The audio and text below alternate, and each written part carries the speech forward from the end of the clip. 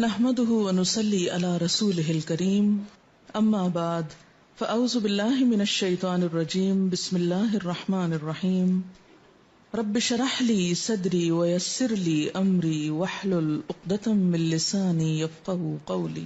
اللہ سبحانہ وتعالیٰ نے غذا کے اندر ہی علاج بھی رکھا ہے، یعنی غذا صرف ہماری بھوک مٹانے کے لیے نہیں ہے، صرف انرجی دینے کے لیے نہیں ہے، بلکہ اس کے ساتھ ساتھ ہمارا علاج بھی۔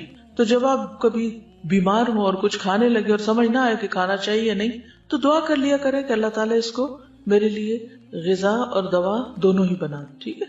تو کوئی بھی فوڈ آپ کے لیے غذا بھی ہے اور علاج بھی ہے، کیونکہ ہم تو اپنی خواہشات کے پیچھے چلتے ہیں نا، یا پھر شبہات کا شکار ہوتے ہیں، ایسی باتیں بنی ہوئی ان کی کوئی حقیقت نہیں۔ پھر جب زندگی کا ایک وقت آتا ہے جب ہمارا جسم جو بہت زیادہ اس میں ٹاکسنز ہو جاتے ہیں، وہ غلط غذا کھا کھا کے جب وہ اپنے اثرات چھوڑنے لگتا ہے، تو پھر ہم کہتے ہیں اچھا چلو پرہیزی کر لیتے ہیں۔ تو پہلے سے اگر کر لیں تو زیادہ بہتر ہے، ٹھیک ہے؟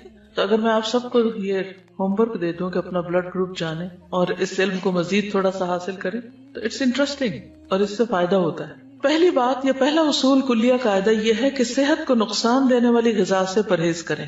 محمود بن لبید رضی اللہ عنہ سے مروی ہے کہ رسول اللہ صلی اللہ علیہ وسلم نے فرمایا، اللہ تعالیٰ اپنے بندے کو جس سے وہ محبت کرتا ہو دنیا سے اسی طرح بچاتا ہے جیسے تم لوگ اپنے مریض کو کھانے پینے سے بچاتے، اور کھانے کی صورت میں تمہیں اس کی طبیعت خراب ہونے کا اندیشہ ہوتا ہے۔ اچھا، کچھ چیزوں کی الرجی تو بہت معمولی ہوتی ہے، لیکن کچھ بہت سیویئر بھی ہوتی، تو اس کا بھی آپ کو پتا ہونا چاہیے، اور جس سے ایک دفعہ نقصان ہو جائے دوبارہ اس راستے پہ نہ جائیں۔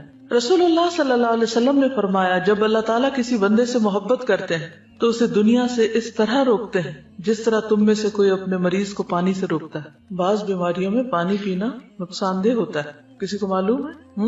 معلوم ہے آپ کو یہ بات؟ کچھ عرصے سے ایک میل اور ایک ٹوٹکا ایسا ہر ایک کو سرکولیٹ کیا جاتا ہے جس میں پانی پینے کے فوائد بتائے جاتے ہیں، اور کہا جاتا ہے کہ 6 گلاس اور 8 گلاس اور 1.5 لیٹر اور اتنا پانی تو سویرے پی لیں اور پھر اتنا پییں اور اتنا پیئیں۔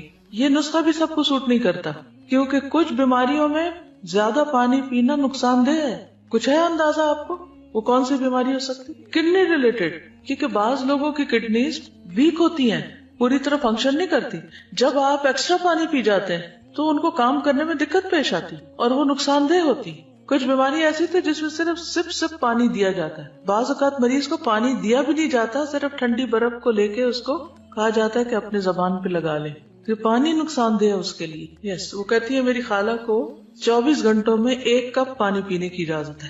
اب اگر وہ اسی طرح کوئی ٹوٹکا پڑھ کے تو 1.5 لیٹر پی بیٹھے تو یہ پانی جو زندگی کی سورس ہے اسی انسان کے لیے نقصان دہ۔ تو یہ ٹھیک ہے، یہ ایکسٹریم کیسز میں ہوتا ہے، لیکن ویسے بھی ہر چیز کے اندر اعتدال ضروری ہے۔ کچھ عرصے تک تو یہ تھراپیز آپ کو کام دیں گی، کچھ عرصے کے بعد پھر وہ آپ کے لیے الٹا مشکل کا سبب بنے گی۔ ایک اور چیز یہ ہے کہ جب پانی پیئے مثلاً تو ایک دم انڈیلے نہیں، انڈیلنے سے پرہیز کریں۔ مسنون طریقہ کیا ہے؟ 3 سانس میں پینا، اور اس کو بھی جیسے گھونٹ گھونٹ پیتے ہیں، یعنی جیسے کھا کے پیتے ہیں اس طرح پیئیں، ٹھیک؟ ایک ہوتا ہم تیزی سے پی جاتے ہیں، تیزی سے نہیں پی، رائٹ؟ گھونٹ گھونٹ گھونٹ گھونٹ کر کے، یعنی یہ نہیں کہ آپ کے ہونٹوں سے حلق میں جا پڑے، ٹیپ کھل گیا اور وہ ڈائریکٹ وہاں جائے، یعنی کہ آپ کی زبان اور آپ کا منہ جو ہے اس کا مزہ چکھے۔ اس طرح پینا زیادہ فائدہ مند ہے، لیکن ہم لوگ ہر وقت جلدی میں ہوتے ہیں نا، ہم کہتے ہیں جلدی سے یہ کام کر لیں، جلدی سے وہ کر لیں، اور پھر بس کچھ اور کریں۔ تو ہے فرماتے ہیں کہ میں نبی صلی اللہ علیہ وسلم کی خدمت میں حاضر ہوا، آپ کے سامنے روٹی اور خشک کھجور تھی، روٹی اور خشک کھجور جیسے چھوارے ہوتے ہیں۔ نبی صلی اللہ علیہ وسلم نے فرمایا قریب ہو جاؤ اور کھاؤ۔ میں خشک کھجوریں کھانے لگا تو نبی صلی اللہ علیہ وسلم نے فرمایا تم خشک کھجوریں کھا رہے ہو حالانکہ تمہاری آنکھ دکھ رہی ہے، یعنی اس مرض میں خشک کھجور ٹھیک نہیں۔ میں نے عرض کیا کہ میں دوسری طرف سے چبا رہا ہوں، جو آنکھ دکھ رہی ہے اس کی طرف سے نہیں۔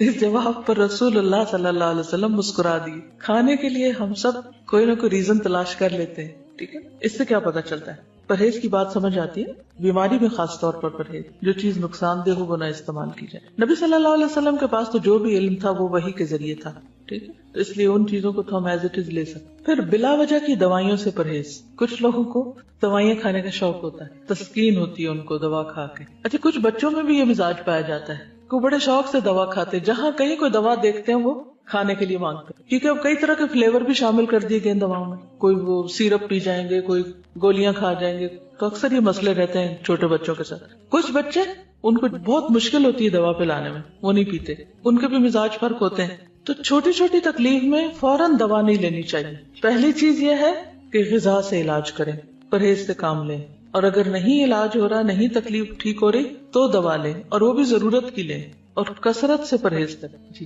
کیونکہ میں نے ایک ڈاکٹر سے پوچھا، انہوں نے مجھے کوئی دوا ریکمینڈ کی، تو میں نے کہا اس کے کوئی سائیڈ افیکٹس نہیں. وہ کہنے لگے ٹو بی ویری آنےسٹ، ہر دوا کے سائیڈ افیکٹس، یعنی کوئی اگر یہ کہے بھی نا کہ اس کے کوئی سائیڈ افیکٹس نہیں تو یہ ماننے کی بات نہیں، ہر دوا کے، کیونکہ دوا ہے نا. اور خصوصاً ہماری دوائیاں جو بنتی ہیں سب اسٹینڈرڈ بھی ہوتی ہیں، اور اس کے علاوہ جو کیمیکلز اس میں ہوتے ہیں اور جو پروسیسڈ ہوتی ہیں بہت زیادہ. ایک تو ہوتا نا کہ کوئی جڑی بوٹیاں ہیں یا کوئی غذا ہی سے ملتی جلتی دوائیں، اور ایک یہ ہے کہ ان کو اتنے پروسیسز سے گزارا جاتا ہے اور اس میں کلر شامل کر لیے جاتے ہیں کہ ان کے سائیڈ افیکٹس ہوتے ہی ہوتے ہیں. ٹھیک ہے، تو ہر دوا زہر ہے یا عنقریب زہر بن جائے گی، کیونکہ جب اس کی کثرت ہو جائے گی، زیادہ وہ آپ کے جسم میں اس کی کوانٹٹی ہو جائے گی تو وہ زہر بنی. جب دوا چھوڑے بھی تو اسٹیپ بائی اسٹیپ چھوڑے، ایک دم نہیں چھوڑے. حضرت عائشہ بیان کرتی ہیں کہ بعض اوقات رسول اللہ صلی اللہ علیہ وسلم کو کوکھ میں درد ہوتا اور بہت شدید ہو جاتا. ایک دن رسول اللہ صلی اللہ علیہ وسلم کو یہ درد شروع ہوا اور اتنا شدید ہوا کہ آپ پر بے ہوشی طاری ہو گئی. ہمیں اندیشہ ستانے لگا، لوگ بھی خوف زدہ ہو گئے، اور ہمارے خیال کے مطابق آپ کو ذات الجم کی شکایت تھی، نمونیا جس کو بولتے ہیں. چنانچہ ہم نے رسول اللہ صلی اللہ علیہ وسلم کے منہ میں دوا ٹپکا دی جس سے آپ کی وہ کیفیت ختم ہوئی. طبیعت کچھ سنبھلی تو آپ کو اندازہ ہو گیا کہ آپ کے منہ میں دوا ڈالی گئی ہے. آپ نے اس کا اثر محسوس کیا. آپ نے فرمایا تمہارا خیال یہ ہے کہ اللہ عز و جل نے مجھ پر اس بیماری کو مسلط کیا، حالانکہ اللہ اسے مجھ پر کبھی بھی مسلط نہیں کرے گا. اس ذات کی قسم جس کے ہاتھ میں میری جان ہے، گھر میں میرے چچا کے علاوہ کوئی آدمی ایسا نہ رہے جس کے منہ میں دوائی نہ ڈالی جائے. یعنی ان سب نے مل کے میرے منہ میں ڈالی ہے، اب ان کے منہ میں بھی ڈالی جائے. ٹھیک، یعنی حتیٰ کہ کوئی شخص بے ہوش ہو یا بعض امراض ایسے ہیں کہ اس میں دوا دینے سے پہلے اس سے پوچھ لینا چاہیے. اس لیے بہت سے ڈاکٹر سائن لیتے ہیں کہ آپ راضی ہیں اس پر. خصوصاً سرجریز میں تو آپ دیکھیں کہ سگنیچر کرنے پڑتے ہیں اور ڈسکلیمرز ہوتے ہیں کہ ہم ذمہ دار نہیں ہیں. ٹھیک ہے، ہم آپ کی مدد کرنا چاہتے ہیں لیکن اگر کچھ ہو گیا تو آپ خود ہی ذمہ دار ہیں. یہ پہلا پوائنٹ کیا ہے؟